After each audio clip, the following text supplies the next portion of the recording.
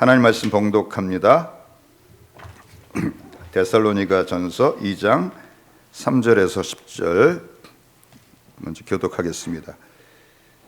우리의 권면은 간사함이나 부정에서 난 것이 아니요 속임수로 하는 것도 아니라 오직 하나님께 옳게 여기심을 입어 복음을 위탁받았으니 우리가 이와 같이 말함은 사람을 기쁘게 하려 함이 아니요 오직 우리 마음을 감찰하시는 하나님을 기쁘시게 하려 함이라.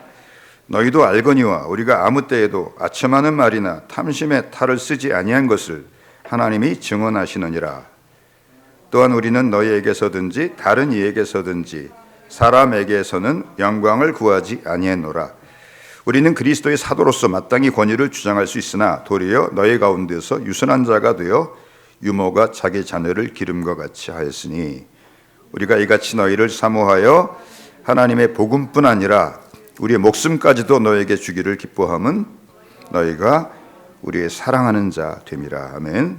3장 3절 아무도 이 여러 환난 중에 흔들리지 않게 하려 함이라.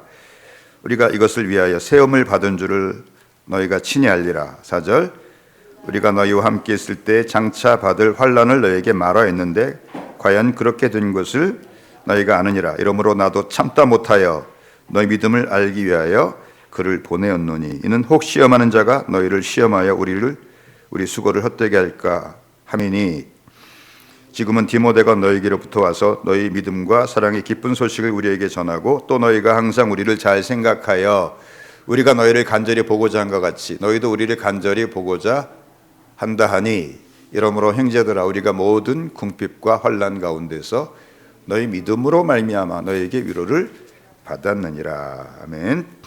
또 열왕기상 17장 8절에서 16절 말씀입니다. 여호와의 말씀이 엘리야에게 임하여 이르시되 너는 일어나 시돈에 속한 사르밧으로 가서 거기 머물라. 내가 그곳 과부에게 명령하여 내게 음식을 주게 하였느니라.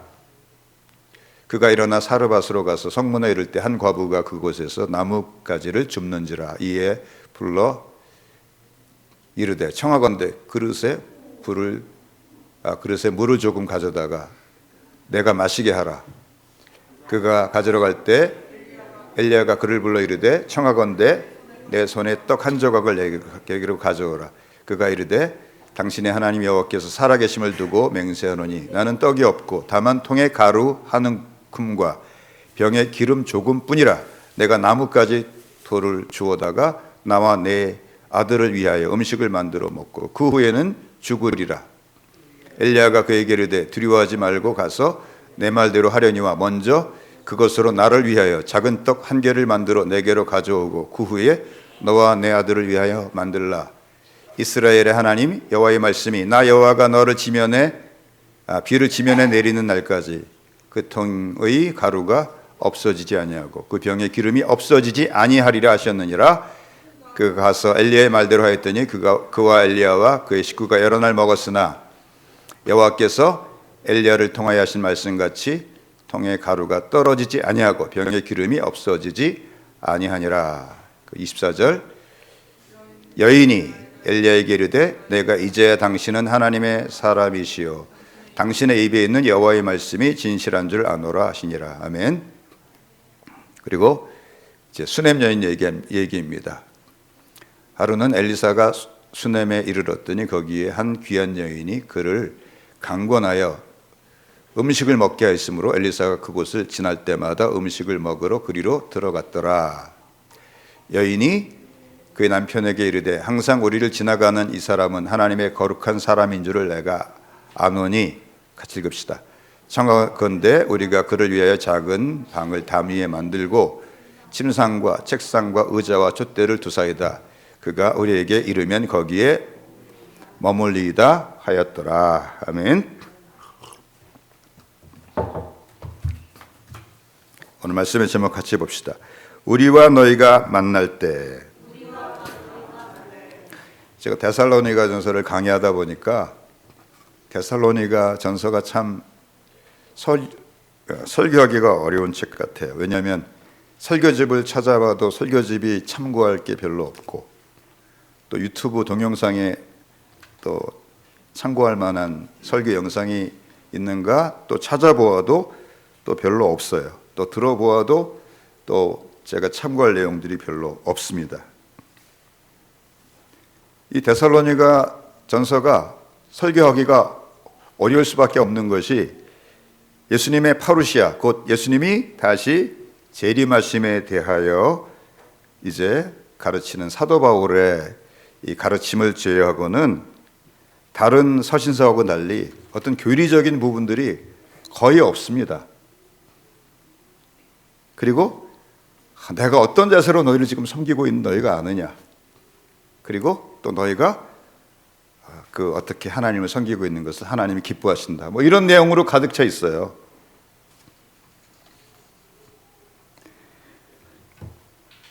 그렇지만은 분명한 것은 이 데살로니가 교회가 다른 교회들과 달리 사도 바울에 대하여 지극한 존경과 사랑의 마음을 가지고 있었던 것만큼은 틀림이 없습니다.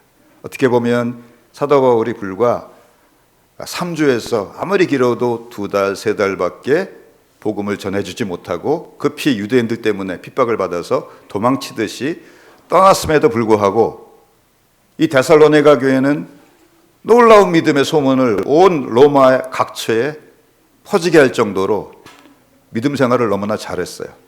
있을 수가 없는 일이에요. 그 소문이 사도 바울이 있었던 그리스 남부 고린도까지 전해졌고 또 로마에 있는 모든 도시들에까지 전해졌다고 여기 지금 이제 데살로니가 전서를 보면은 나와 있는 것을 우리가 알 수가 있습니다. 이 데살로니가 교회가 사도 바울에 대해 지극한 존경과 사랑의 마음을 가지고 있었던 것과 이들이 이렇게 신앙생활을 잘한 것은 틀림없는 어떤 연관관계를 가지고 있음이 틀림이 없습니다. 사도 바울은 이 데살로니가 전서에서 이제 편지를 이렇게 시작합니다. 바울과 실로아노와 디모데는 하나님 아버지와 주 예수 그리스도 안에 있는 데살로니가인의 교회에 편지하노니 은혜와 평강이 너에게 있을지어다. 우리 장로교회 기초를 놓은 요한 칼빈 목사님이 이 구절을 주석하면서 이렇게 말했습니다.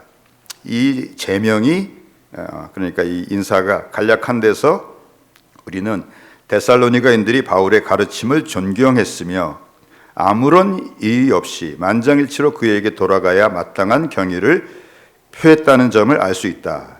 다른 서신에서 바울이 자신을 사도로 이야기하는 것은 자신에게 권위를 확보하려는 뜻에서이다. 따라서 여기서 명예로운 직위를 사용하지 않고 그저 자기 이름만 사용하는 것은 이 편지를 받는 사람들이 그의 신분, 사도라고 하는 신분을 그대로 인정하고 있다는 증거이다. 아멘. 사도 바울이 하나님의 사도로 부름받은 나 바울은 이렇게 말을 안 해요. 고린도 교회 같은 경우는 꼭 하나님에 의하여 사도로 부름을 내가 받았다라고 하는 얘기를 꼭 빼놓지 않아요. 왜요?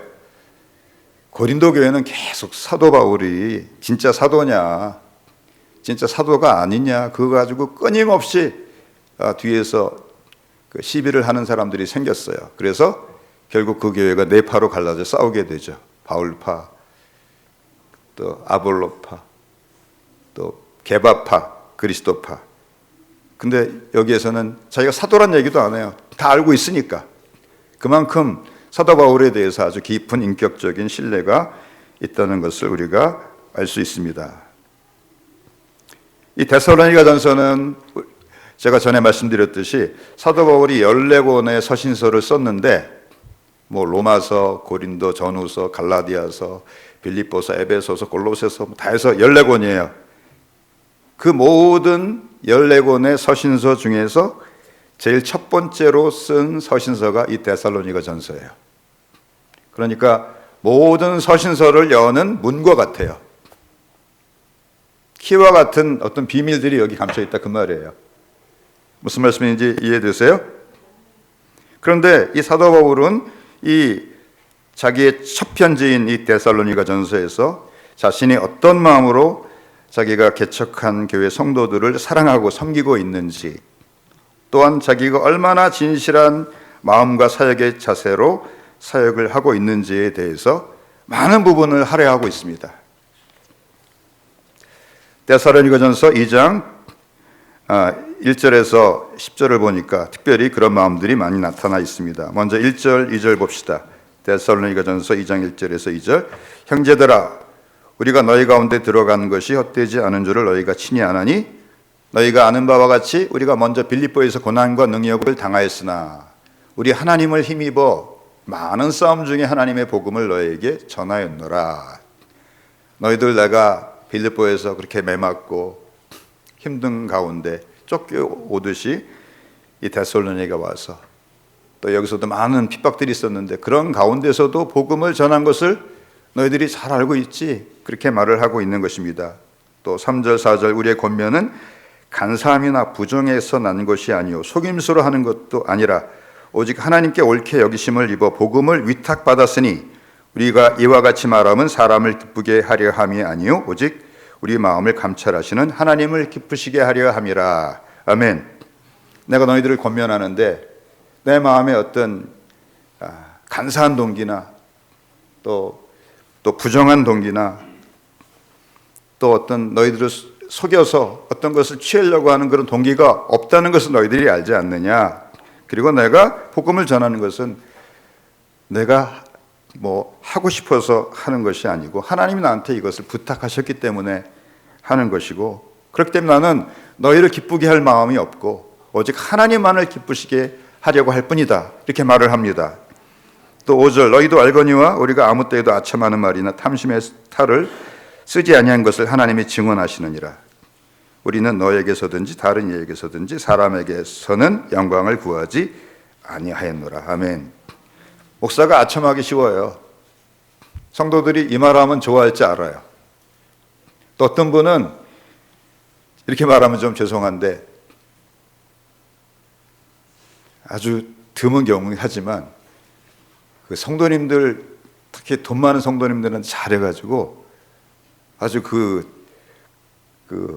돈을 하여튼 헌금을 하게 하든지 하여튼 그런데 또 탁월한 또 재주가 있는, 또 자기 개인의 사역에 헌금하게 하는 탁월한 또 재주가 있는 그런 분들도 있어요. 근데 나는 전혀 그렇지 않다는 걸 너희들이 알고 있지 않느냐. 나는 사람의 영광이 필요 없다.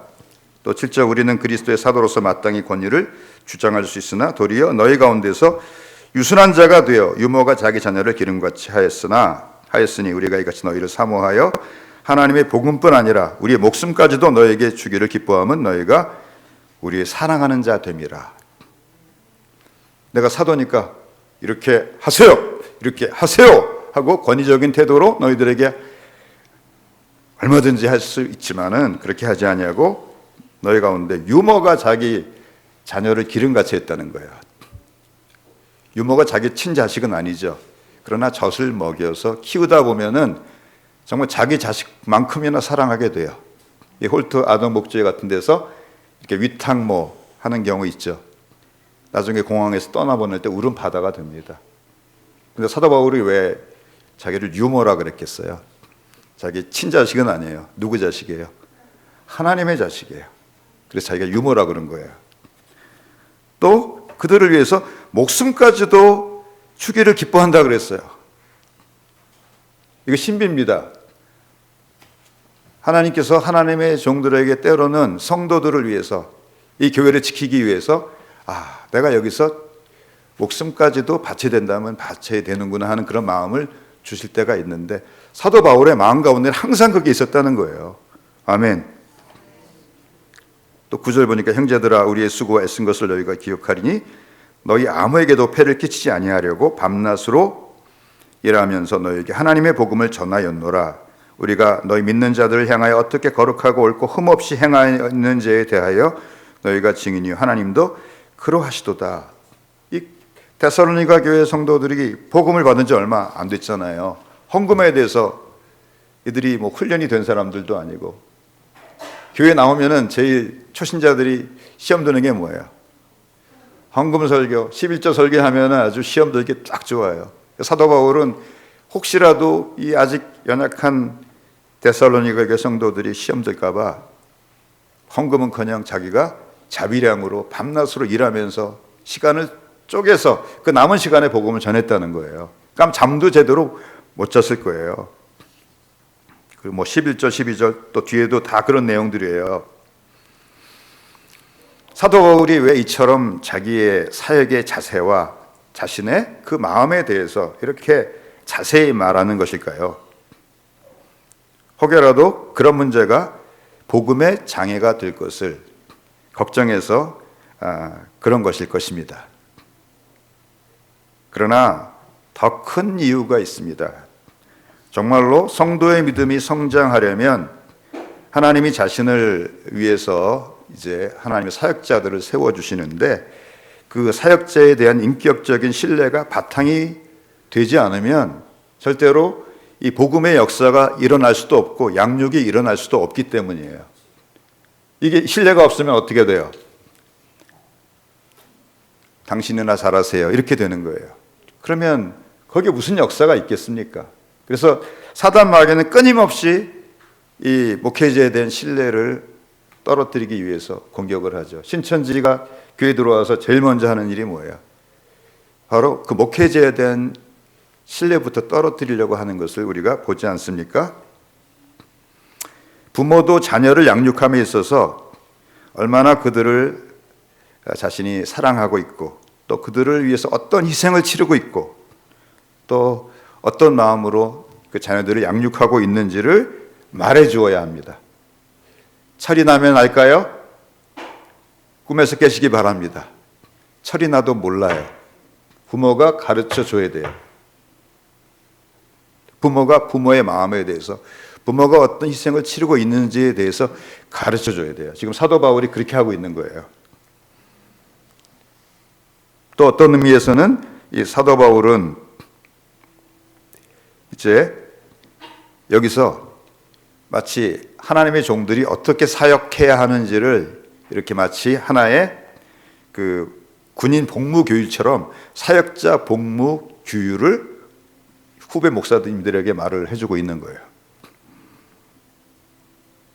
남미 에콰도르의 아우카족에게 복음을 전하려고 경비행기로 그들이 사는 정글로 찾아갔다가 이제 이들은 백인을 보면 무조건 죽이는 사람들인데 5명이 다 순교를 합니다. 손에 권총이 있었는데 장전이 돼 있었어요. 발사를 안 해요. 왜? 발사를 하는 순간 자기 생명은 살겠지만 이들에게 복음을 전하는 일은 끝이에요. 그래서 그냥 그들의 창에 찔려서 죽습니다. 근데 그가 죽기 전에 그의 일기에서 이렇게 썼습니다. 영적인 일은 어느 분야이든 간에 일하는 사람의 인격이 그 일의 질을 결정한다. 쉘리와 바이런이 도덕적으로 문란한 작가에도 시는 잘 쓸 수 있다. 이 쉘리와 바이런은 세계적인 시인이에요. 또 바그너는 독일의 작곡가죠. 바그너가 여색을 탐하는 사람이지만 훌륭한 곡을 작곡할 수는 있다. 그러나 하나님의 일에 있어서는 절대로 그럴 수 없다. 바울은 자기가 데살로니가 성도들에게 하는 말을 증거하고자 자기의 인격과 삶이 어떠했는지 들어 말할 수 있었다. 데살로니가 전서에서는 사도는 7번이나 너희가 알거니와라는 말을 하면서 데살로니가인들이 바울의 공적인 삶뿐만 아니라 사생활까지도 직접 목격했음을 언급했다. 바울은 데살로니가로 가서 자기가 전파하는 것을 예증하는 것 이상의 삶을 살았다. 예증을 넘어 그의 삶은 확신을 주는 증거가 되었다. 세상 나라의 많은 일들이 그토록 부실한 것은 놀랄 일이 못 된다. 일하는 사람의 도덕적 인격을 보라. 아멘. 이처럼 사도 바울은 자신이 하나님의 종으로서 사역자로서 어떻게 사역하고 있는지 자기 마음의 자세와 동기와 그거 자세하게 말한 다음에 그 다음에는 또 복음을 받는 성도들이 어떤 자세로 말씀을 받고 어떤 자세로 신앙생활을 해야 하는지에 대해서 또 가르치고 있습니다. 첫 번째는 사도 바울은 데살로니가 교회 성도들이 하나님의 말씀을 받는 자세를 칭찬합니다. 데살로니가 전서 2장 13절 같이 읽읍시다. 이러므로 우리가 하나님께 끊임없이 감사함은 너희가 우리에게 들은 바 하나님의 말씀을 받을 때 사람의 말로 받지 아니하고 하나님의 말씀으로 받음이니 진실로 그러하도다. 이 말씀이 또한 너희 믿는 자 가운데서 역사하느니라. 아멘. 뭘 칭찬했어요? 하나님의 말씀을 하나님의 사역자들이 전할 때 그냥 인간의 말로 받지 않고 저 목사님을 통해서 저 사역자를 통해서 하나님이 그 입을 통해서 나한테 말씀하신다라고 하는 믿음을 가지고 있는 것을 칭찬하고 있습니다. 그리고 그런 믿음을 가지고 말씀을 받을 때 그 말씀이 살아서 내 안에서 역사에서 뭔가 하나님의 일들을 이루어내고 나를 깨트리고 변화시키고 성장시킨다는 것입니다. 두 번째는 성도의 삶에서 고난이 당연한 것이라고 말을 합니다. 14절을 보십시오. 형제들아 너희가 그리스도 예수 안에서 유대에 있는 하나님의 교회를 본받은 자 되었으니 그들이 유대인들에게 고난을 받은 것 같이 너희도 너희 동족에게서 동일한 고난을 받았느니라. 너희 고난 받고 있지. 유대인들도 그 같은 유대인들에게 고난을 받고 있어. 당연한 거야. 그렇게 말을 하고 있는 거예요.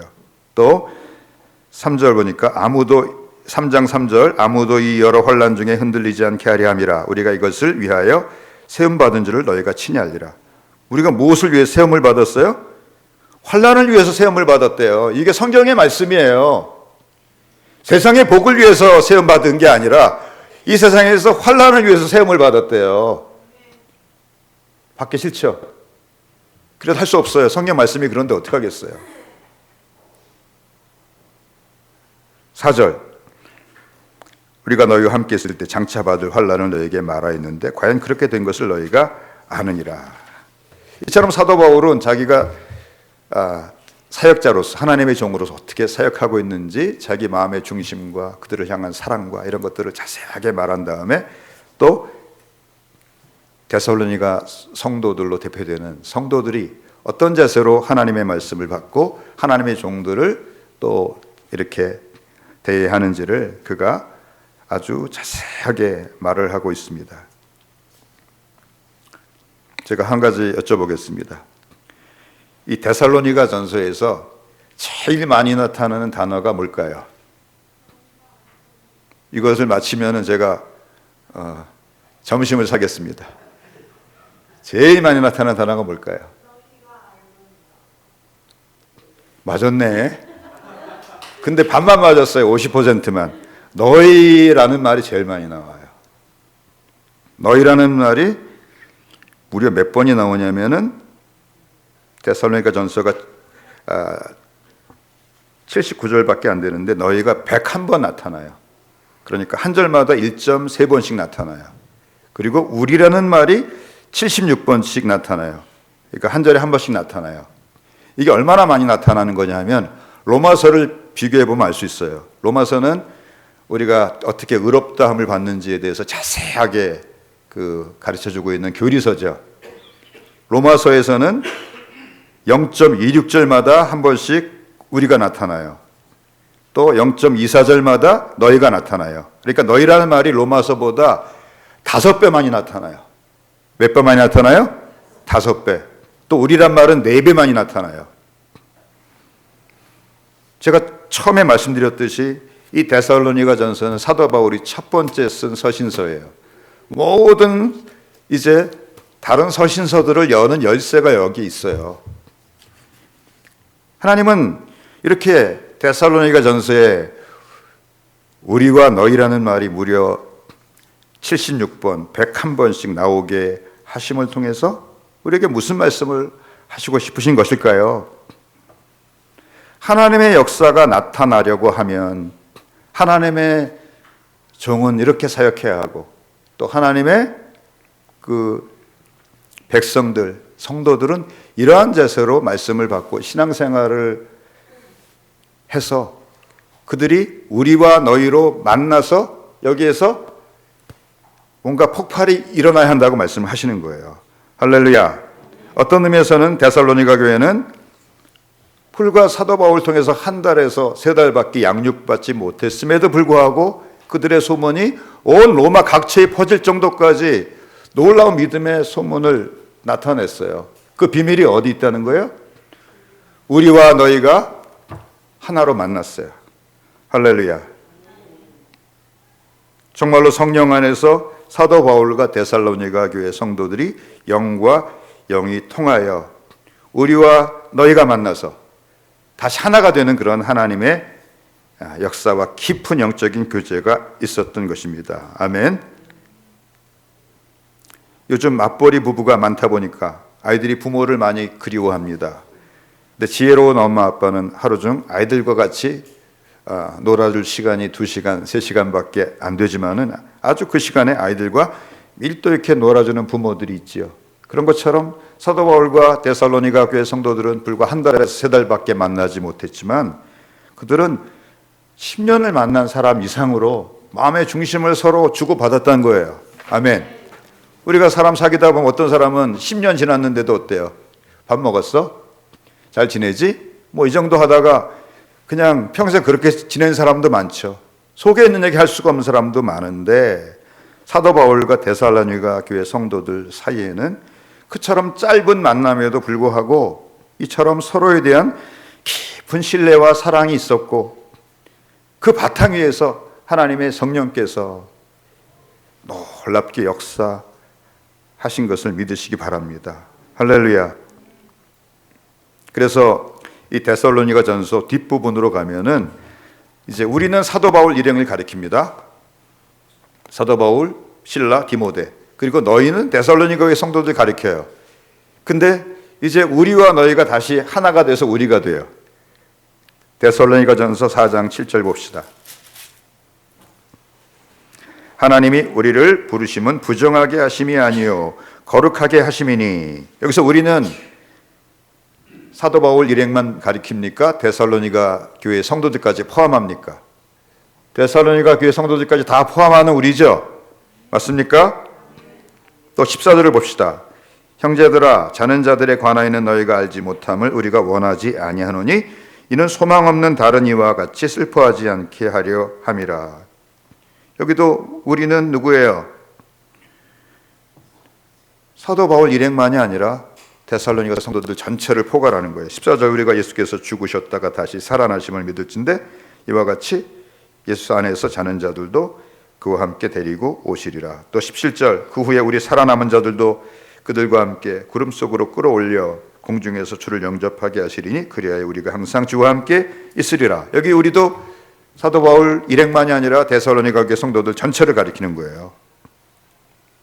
또 5장 5절도 보니까 너희는 다 빛의 아들이요 낮의 아들이라. 우리가 밤이나 어둠에 속하지 아니하나니 그러므로 우리는 다른 이들과 같이 자지 말고 오직 깨어 정신을 차리자.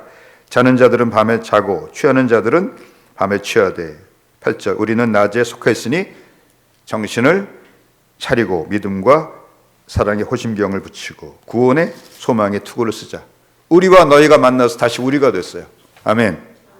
그래서 제가 오늘 말씀의 제목을 우리와 너희가 만나 우리가 될 때 이렇게 할까 그러다가 너무 길어가지고 그냥 우리와 너희가 만날 때라고 했어요.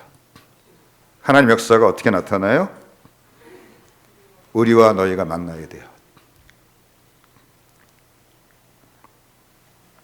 사도 바울은 이제 데살로니가전서 5장 12절에서 13절에 보니까 이렇게 말을 하고 있습니다. 5장 12절 13절 형제들아 우리가 너에게 구하노니 너희 가운데서 수고하고 주 안에서 너희를 다스리며 권하는 자들을 너희가 알고 그들의 역사로 말미암아 사랑 안에서 가장 귀히 여기며 너희끼리 서로 화목하라. 아멘. 아마 사도 바울이 떠나기 전에 이 데살로니가 교회에 그래도 아주 그 중에서도 믿음이 그냥 짧은 기간이지만 일치월장에서 또 지도자로서 자질이 있는 사람을 거기에 이제 지도자로 세우고 떠난 것 같아요. 근데 뭐를 말하고 있어요? 형제들아 우리가 너에게 구하노니 너희 가운데서 수고하고 주 안에서 너희를 다스리며 권하는 자들을 너희가 알고 알아주고라는 말이에요. 알아주라는 말이에요. 아멘. 회중의 지도자들의 수고와 다스림과 훈계의 가치를 눈으로도 보고 마음으로도 너희들이 알아주라는 거예요. 할렐루야. 왜요? 13절 그들의 역사로 말미암아 사랑 안에서 가장 귀히 여기고. 그들이 뭐 잘났기 때문에 그런 게 아니고 그들의 역사란 말은 헬라어로 엘곤인데 그들이 행하는 사역으로 인하여 그런 말이에요. 어떤 사역을 해요? 하나님의 말씀을 너희들에게 가르치는 그 일 때문에 그들을 가장 귀히 여기라는 거예요. 왜? 그게 막히면 어떻게 돼요? 다 막히는 거예요. 그래서 여러분들에게 하나님의 말씀을 전해주는 사역자들을 위해서 기도해 주시는 것이 정말 중요합니다. 아멘. 그리고 너희끼리도 서로 화목하라. 먼저는 하나님과 나 사이 관계에 있어서 나에게 하나님 말씀을 전해주는 자들과 좋은 관계를 맺고 또 옆에 형제들하고도 좋은 관계를 맺으라는 거예요. 그래야지만 비로소 신앙생활이 정상적으로 잘 이루어질 수 있다. 그렇게 말을 하고 있는 것입니다. 아멘. 오늘 제가 두 번째 본문으로 택한 것이 열왕기서입니다. 근데 열왕기서는 왕들에 관한 이야기죠. 남유다의 왕들과 북이스라엘의 왕이 교차적으로 이렇게 나타납니다. 그러다가 갑자기 뜬금없이 열왕기상 17장부터 열왕기하 6장까지 갑자기 두 사람의 선지자가 뜬금없이 등장해요. 누구예요? 엘리야와 엘리사가 정말 뜬금없이 등장합니다. 그때부터는 왕들이 주인공이 아니고 누가 전면에 나서요? 엘리야와 엘리사가 전면에 나서는 것을 볼 수가 있습니다. 왜 갑자기 하나님께서는 역사상 모든 선지자들 가운데 가장 많은 능력을 받은 두 사람의 선지자를 북이스라엘에 투입한 것입니까? 그만큼 북이스라엘이 이제 풍전등화의 영적인 위기에 처했기 때문이에요. 왜요? 엘리야는 아합이라고 하는 왕이 이제 왕으로 있을 때 사역했던 사역자입니다. 그리고 엘리사는 아합의 왕과 손자가 또 왕으로 있을 때 사역했던 그런 사역자예요. 근데 아합 때 어떤 일이 있었습니까? 아합이 자기 부인을 시돈왕 엣바알의 딸 이세벨을 왕비로 맞아들였어요.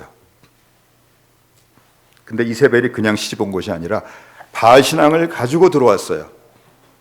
이 이세벨의 아버지 이름이 엣바알인데 바알의 종이란 뜻이에요. 왕의 이름이 바알의 종이에요. 그러니까 이 시돈 땅은 완전히 바알 우상 숭배의 그 중심지라고 할 수 있는데 그 왕비가 그것을 가지고 들여와 가지고 여호와 이름을 일컫는 선지자들을 다 잡아 죽였습니다. 그러니까 이제 북이스라엘은 거의 멸망의 위기에 처한 거예요. 그리고 또 이 아합과 이세벨이 그 딸 아달랴를 남유다 왕가 여호사밧의 며느리로 시집을 보내요. 그러니까 그 딸을 통해서 또 바알 우상 숭배가 어디로 들어갈 길이 열린 거예요.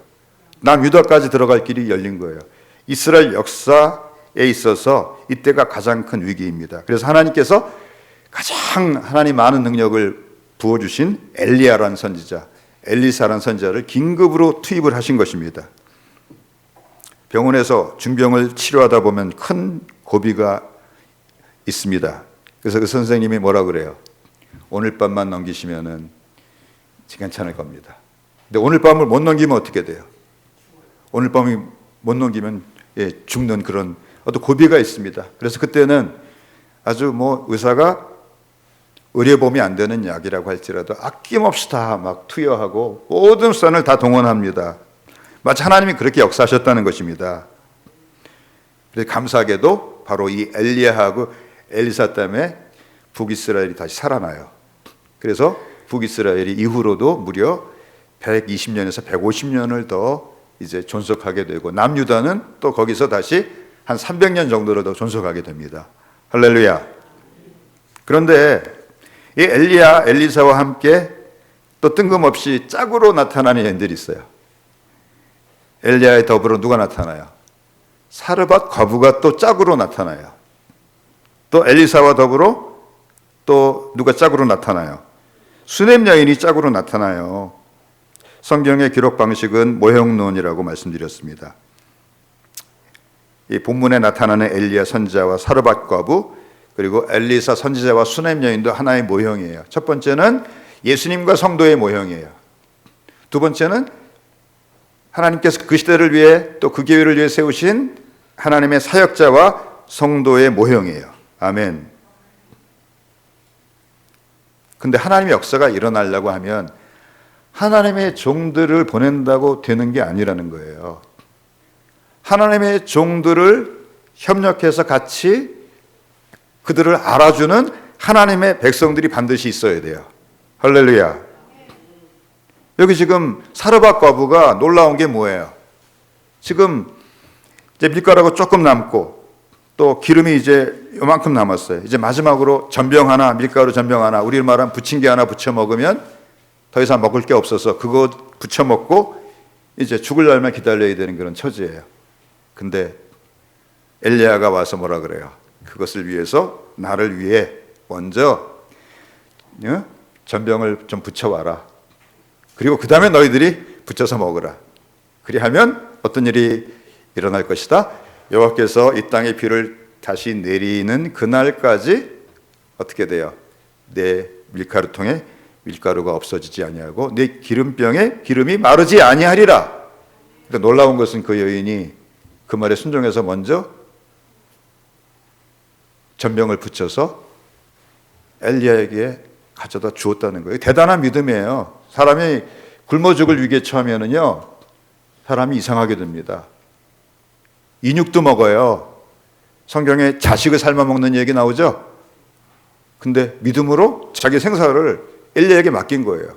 그리고 어떻게 됐어요? 정말로 그 여인의 믿음대로 됐습니다. 할렐루야. 비가 다시 내리고 곡식이 자라서 이제 그 곡식을 먹을 때까지 그 밀가루통에 밀가루가 떨어지지 아니하고 그 기름병에 기름이 마르지 아니하는 하나님의 역사가 있었어요. 할렐루야. 그리고 17장 24절을 보면 또 재미있는 말씀을 이 사르밧 과부가 하고 있는 것을 봅니다. 17장 열왕기상 17장 24절을 같이 한번 봅시다. 제가 같이 읽읍시다. 시작. 여인이 엘리야에게 이르되 내가 이제야 당신은 하나님의 사람이시오 당신의 입에 있는 여호와의 말씀이 진실한 줄 아노라 하시니라. 뭐라 그래요? 지금 저 내용은 이제 3년 반이 이제 거의 지나갈 때쯤에 아들이 하나 있었는데 아들이 갑자기 죽어요. 근데 엘리야가 기도해서 다시 살려주죠. 그러니까 그 살아난 아들을 자기 품에 안고 뭐라 그러는 거예요? 내가 이제야 당신은 하나님의 사람이시요 당신의 입에 있는 여호와의 말씀이 진실한 줄을 아노라. 할렐루야. 또 수냄 여인도 어떻게 말하는지 우리 열왕기하 4장 9절을 봅시다. 여인이 그 남편에게 이르되 항상 너희에게로 지나는 이 사람은 하나님의 거룩한 사람인 줄을 내가 아노니. 이 여인들은 다 뭘 알았어요?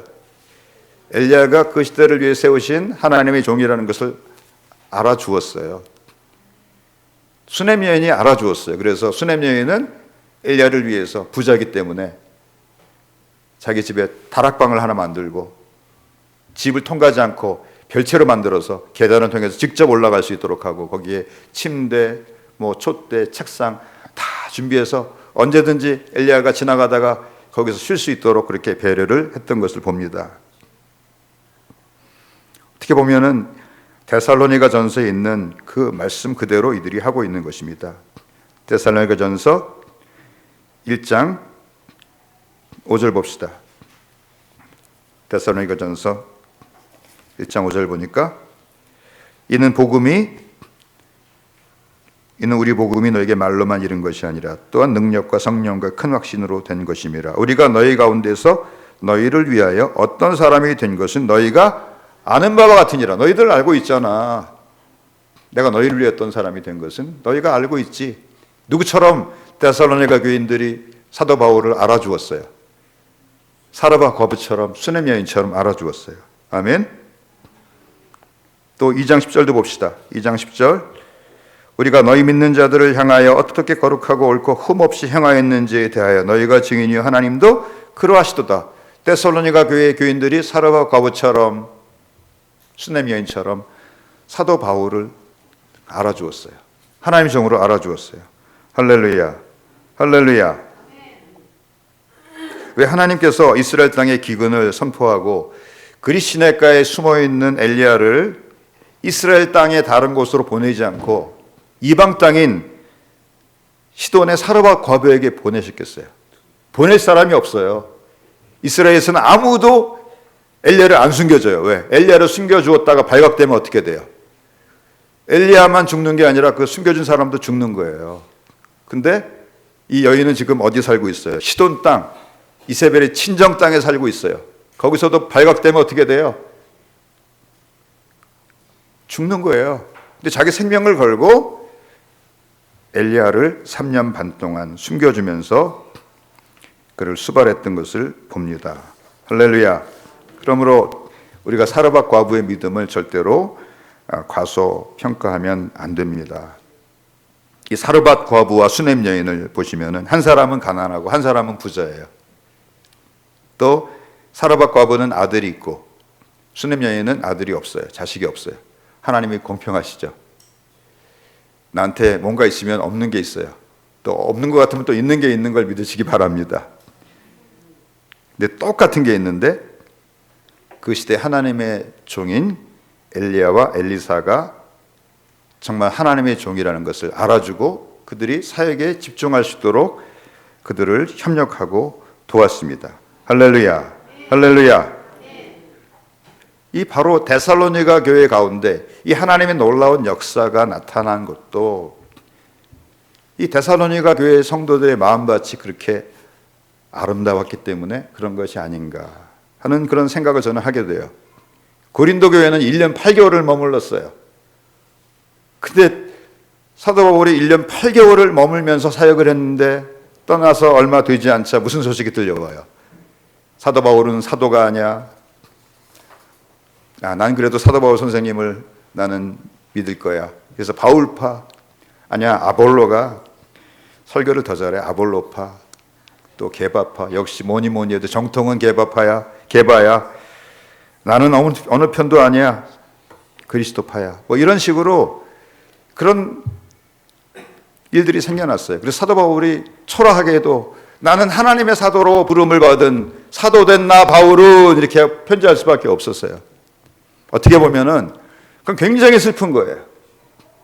근데 데살로니가 교회 성도들은 불과 한 달밖에 머물지 않았는데도 사도 바울을 하나님이 자기들에게 붙여준 그 시대의 사역자로 여겼어요. 할렐루야. 마치 이런 거예요. 폭탄이 있어요. 폭탄이 있어도 뭐가 있어야지만 폭발이 일어나요. 뇌관이 있어야 돼요. 뇌관이 있어야 돼요. 뇌관을 딱 쳐줘야 돼요.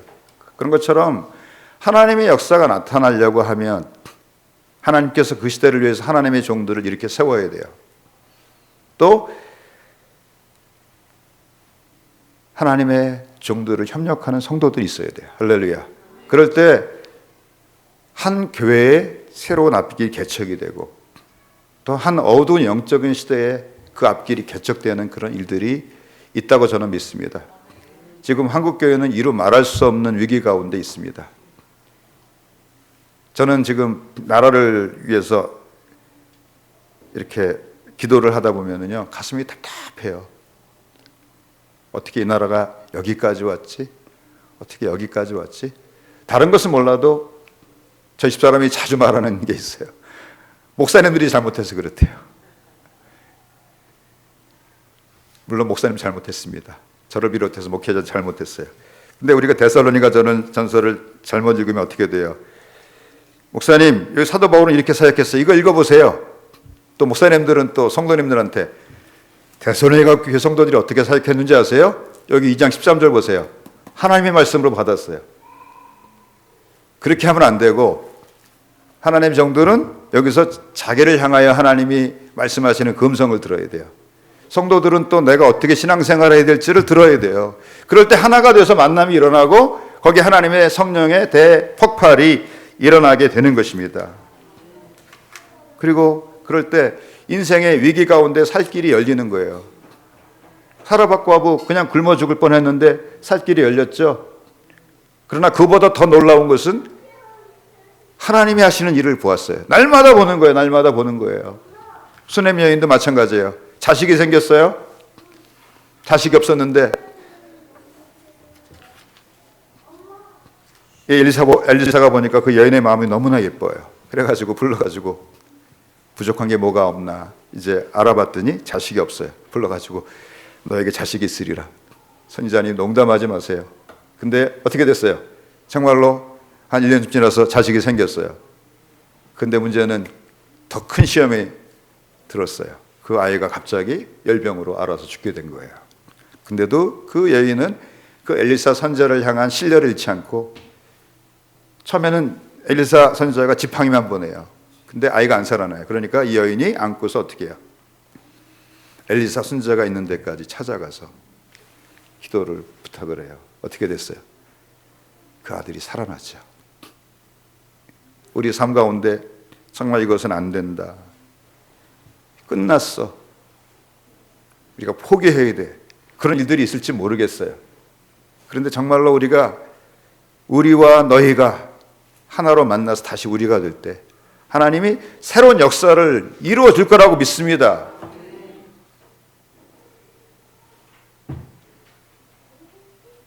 저는 지금 우리 원흥사랑의 세우셨는데 제가 느끼기에 막 한국교회가 빙산하고 충돌해서 침몰하는 배 같아요.